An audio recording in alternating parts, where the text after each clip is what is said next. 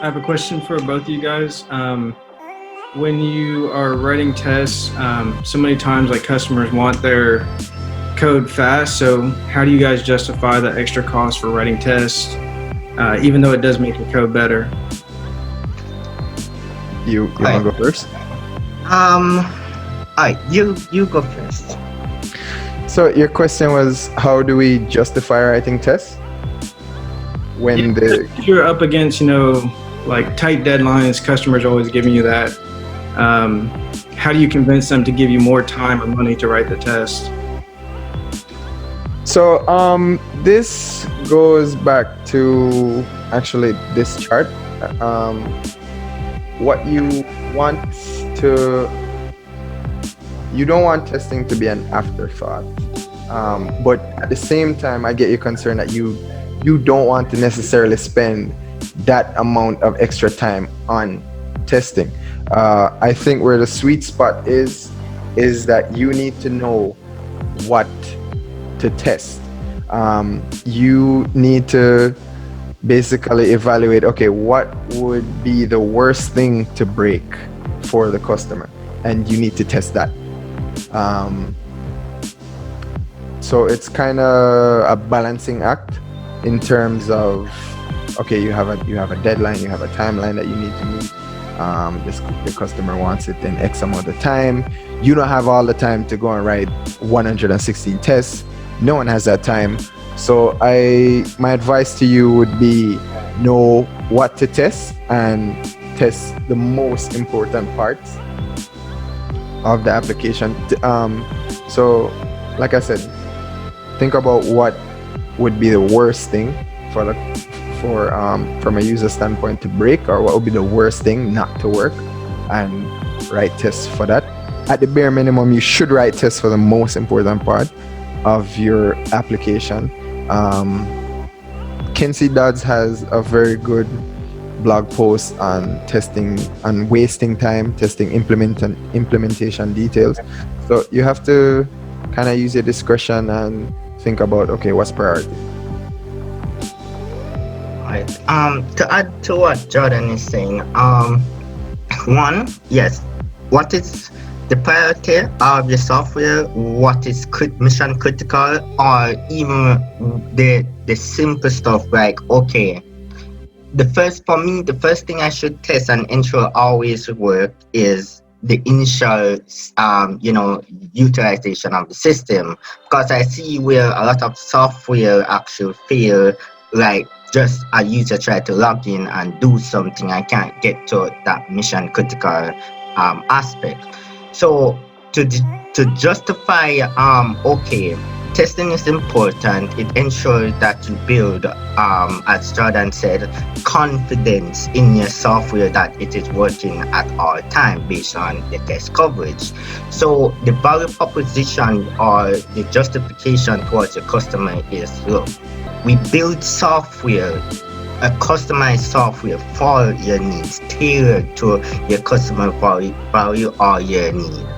So not just that, even if we basically continue on and develop additional feature, our system will never break because it's always tested aggressively to ensure that the software always works. And even if they switch to another contractor, those tests are in place to ensure that any developer come on, even if they bring on their own developer, it will always ensure that the software won't break. Well, not always, but most likely. So it's all about confidence that in different environments that the software can move from one environment into another environment and it will work. It's all based on we reduce business failure through ensuring that there is little to no risk of software failure. That alone is to me the justification. Of course, certain times it won't sell just statement like that. So it's a matter of putting examples. Okay, what happened with a particular bank that didn't necessarily fully test their software in different environment, in different scenarios, they lost a lot of customers. A lot of people complain, and one of the things from a business perspective, you always want to ensure that you satisfy your customers to get good review and ensure that you bring value to them so that they could put more money in your pocket. So it's Just to go back to his question, Shane. Sometimes I get where he's coming from. Sometimes clients don't care. they don't care that okay, they don't care that we need more time to write tests. They only care when something goes horribly wrong, and then they're losing money and like, oh my god. well, that's true. Brian, I think you were in the previous yes, you were at the previous event about um career in the tech industry, and where Gavin said security should be a key ingredient of software testing and software solution, and we should charge the customer to that. Look, for to talk about what he said in terms of what Jordan just said. All right, what I tend to do is I put a bare minimum test suite in the setup cost. So say for example you are a Python development shop or a PHP development shop.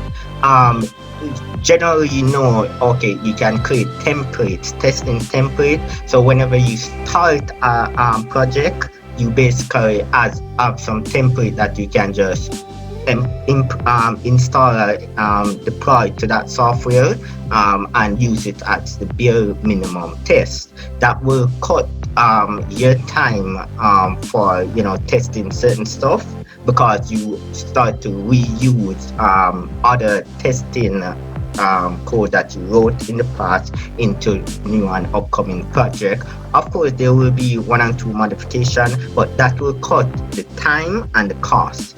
And it's a matter of just then showing the importance and software testing through examples and the risk, because a lot of companies and developers, I think one of the major problems, especially in Jamaica, is risk assessment with software development. What is the risk of developing something like this versus another way? Of course, all of this will take up more time and cost, but it, as you know, as said before, it will take up more once there's a failure. So to me, it's actually a never-ending battle, but it's a scenario that we need to stress how important test is, and actually build a template of tests that we can simply deploy to our project to cut the bare minimum. Yeah, another perspective is basically I was in a situation once where we had to explain to a client, okay, you can lose X amount of money if this does not happen, and that is what really kind of drove the point home about testing. So some clients don't have an appreciation for why testing is necessary until you attach a dollar figure to it. Well, yeah.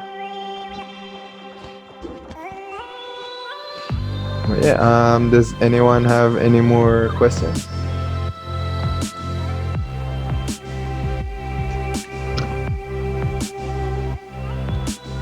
Okay. Okay. Well. Well, all right. Me I talk about robot framework. Okay. Oh shit! I thought it was Cypress. Okay. Yeah. So, but at the end of the day, if you're a web developer, I can honestly say Cypress, especially a front-end developer, I could say Cypress is the tool for you, because majority of web developers work in the browser. Um, so having a tool that you can just inspect elements, stepping through code and so forth, and auto reload directly and see it in the browser and so forth. Cypress is great for that, and it's probably the best tool to do automated testing for. But you use like, I mean, you kind of prove the point, but because you use robot to do a lot more stuff outside of testing, right? Like the whole thing with the credit and Yeah. yeah. So Um, I couldn't do that. I don't think I wouldn't use Cypress for that. yeah. So it's like I said, both of us said, at the end of the day, it's the environment that you're in, the what you want to do, and how comfortable you're with a tool or a particular language. Because like JavaScript developers know JavaScript, right? Robot is keyword based. Yeah, it's basically English, and some CSS and JavaScript here and there. Actually, at no point you need to write Python code in robot. It's only time you need to write Python code is, like, for example, if you want to do a dynamic testing, like, for example, load a bunch of data from a database directly inside of your robot test. Cypress offers a built-in package for that, I believe. Is that correct, Jordan? Built-in package for Database connection to pull in dynamic data to add it to your oh yeah, you could use fixtures, or you could use a plugin. You could I'm pretty sure they have plugins for that. Okay. Okay, so it's not built in. So I guess both Cypress and Cypress and Robot has to use plugins or you write custom code to get dynamic data in to create a more dynamic testing interface. One of the projects that I worked on is whereby I actually test real user data, but I do random testing where I don't select one single user to always test that single user. I end up just connecting to the database, randomly choose 5 users and test their user journey directly inside of Robot. So that will give you a better test coverage to see if there is any problematic user account or problematic user journey based on the data. And that's where flaky test comes in place, where you have dynamic data coming in, and data at times might change the application workflow, and it will break the test. While there are stuff that you can just say, oh, let's test statistically, where it's just fixed, the data doesn't change, and that will give you somewhat more productive test suite, mainly because if the data change and something happens, you don't need to figure out, okay, why is the test breaking? But of course, if there's no dynamic data and it's fixed data, and something comes in like a ASCII, Unicode, or some form of UTF, then that might break your software without you actually knowing it, because the data and the test is fixed. So that's another topic with testing. What type of data should you test? How dynamic and flexible your test should be. But general rule though is keep it simple and do not repeat yourself, but that at times might not capture all of the things that you need to test in a software. Yeah, I agree. The next part is like I said, it's a very subjective topic, because depending on what you're building, For instance, we're building out the SDK right now, and we have to test everything. Like that has to. We have a question. Do developers really hate testing or just hate fighting deadlines or slow code? I have seen where people, I've seen remarks where people say, oh, they cannot deal with TDD. They just don't want to write tests. Because some TDD purists out there, I know at Facebook when they're writing a new feature for React, that they have to write the entire test suite before they even begin to write code. So you have different levels of purism, I guess. I just go back to saying, whatever makes you want to write tests, go ahead, and depending on the project. So if you're writing like a SDK, you know that everything has to be tested and solid and secure. But if you're probably writing, I don't know, like a God damn it, I don't know, a side project or something. So, with side project, most developers don't really write tests, especially if they are solo developing it, because they tend to do manual testing and just test everything manually by hand. And it's a general problem because their organization with QA, a QA team, and the back and forth between development and QA tends to create a lot of friction and problem in organizations. And at times you have developers saying, "Oh, I bad mind somebody, bad mind me," and so forth. But in retrospect, it's nothing like that. It's all about ensuring the software is as of standard and is usable by everyone, regardless of the environment it's put in. So in a large organization, I'll say definitely I do believe software developers without a doubt 100% dislike writing tests because of the delay and constraint it put on the development process. But as a software development company, it is very important that testing is in their cycle. You will also find that the same developers hate writing documentation too. This I believe is also true. I don't know. I love writing documentation. I don't mind. It's something actually I do like to write Sphinx documentation and RESTful API, but how much developers actually, same question, how much developers actually write documentation? And then worst of all is how much developers write documentation for the tests that they wrote. So so if a website is static, I wouldn't write a website for a static test for a static website, because there's really nothing to test.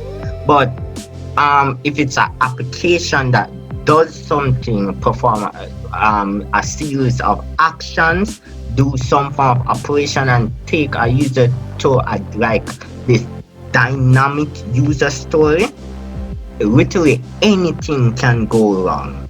The browser compatibility, it can be a problem.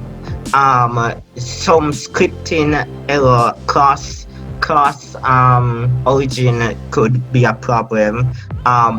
Someone might install a new JavaScript library which clash with jQuery, and that just break the whole user journey. So anything can literally go wrong. So it's really important to just test dynamic, intensive websites. Right. Alright. I think Yes, I actually still use jQuery now and then, even Hate- though JavaScript can replace jQuery now. Hating on jQuery does not make it cool, Andrew. jQuery is still being used. It's not recommended. If there's anything like questions and so forth, you can email us at events@jamaicans.dev or info@jamaicandevelopers.com, and there's a discussion forum on communities.jamaicans.dev. All right, cool. All right, guys, peace out. Bye. All right, take care. All right, man.